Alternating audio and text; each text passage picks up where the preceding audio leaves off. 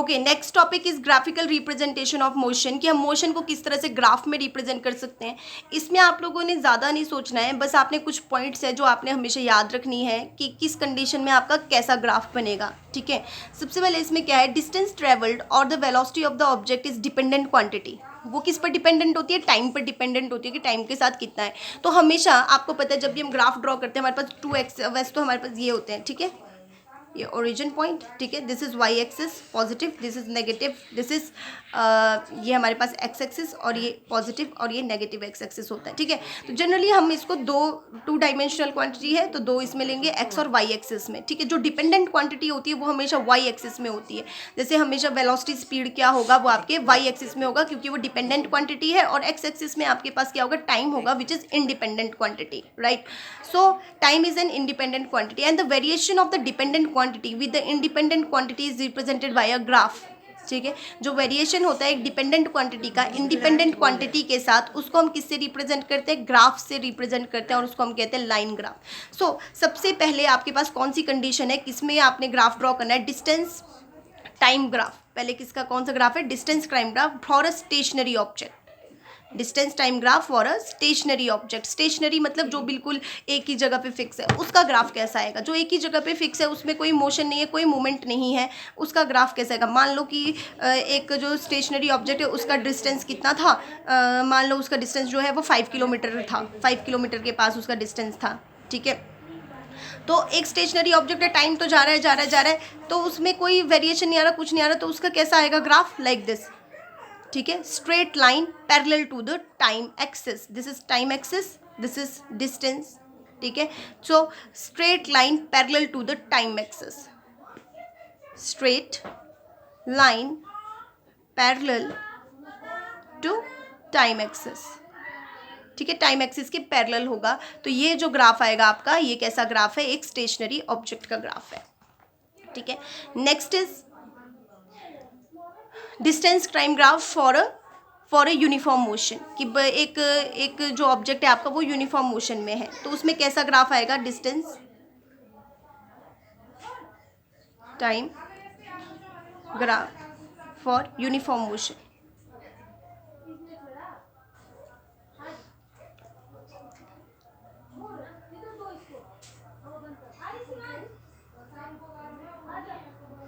Uniform motion के लिए आपका ऐसा ग्राफ आता है, क्योंकि आपको पता है यूनिफॉर्म मोशन में अगर आप लोग मतलब वैल्यूज़ भी पुट करके करना चाहे आप लोग कर सकते हो। ठीक है, यूनिफॉर्म मोशन में आपका ग्राफ ऐसा आता है,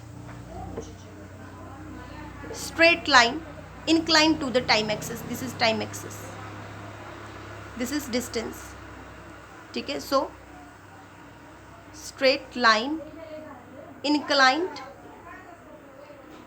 to time axis. आप इसको करके भी देख सकते हो, जैसे आपको यहाँ बुक में वैल्यूज दी हुई है। ओके,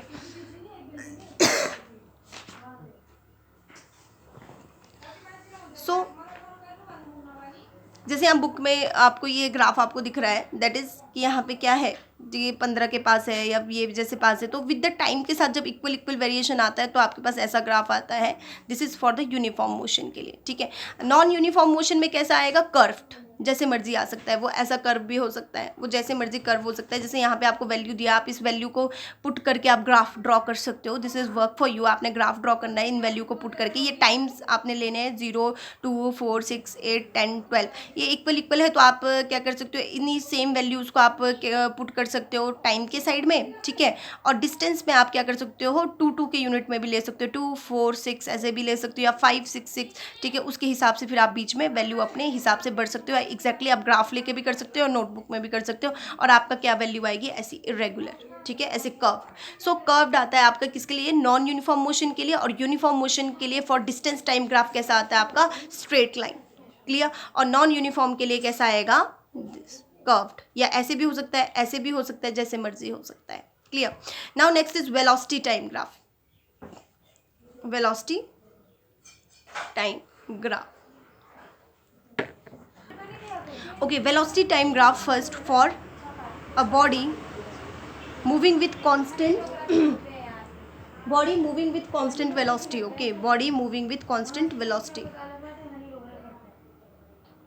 कांस्टेंट वेलोसिटी, कि जब आपके पास कांस्टेंट वेलोसिटी से कोई बॉडी मूव करती है तो आपके पास क्या रहता है ग्राफ, तब उस वक्त आपका ग्राफ रहता है सेम, जैसे डिस्टेंस टाइम ग्राफ में स्टेशनरी बॉडी का ग्राफ होता है, वैसे ही वेलोसिटी टाइम ग्राफ में कांस्टेंट वेलोसिटी के साथ मूव होने वाले बॉडी का ग्राफ ऐसे ही रहता है, that is parallel to the time axis, straight line parallel to the time axis. मान लो कि किसी एक बॉडी का जो है वो कॉन्स्टेंटली 40 किलोमीटर के हिसाब से वो चल रहा है, 40 किलोमीटर पर आवर के हिसाब से वो चल रहा है, और वो उसमें कोई वेरिएशन नहीं आ रहा है, वो इसी के ही हिसाब से चल रहा है, तो कोई वेरिएशन आएगा ही नहीं ग्राफ में, तो आपका वैसे ही रहेगा, straight line incline to the parallel to the time axis, ठीक है।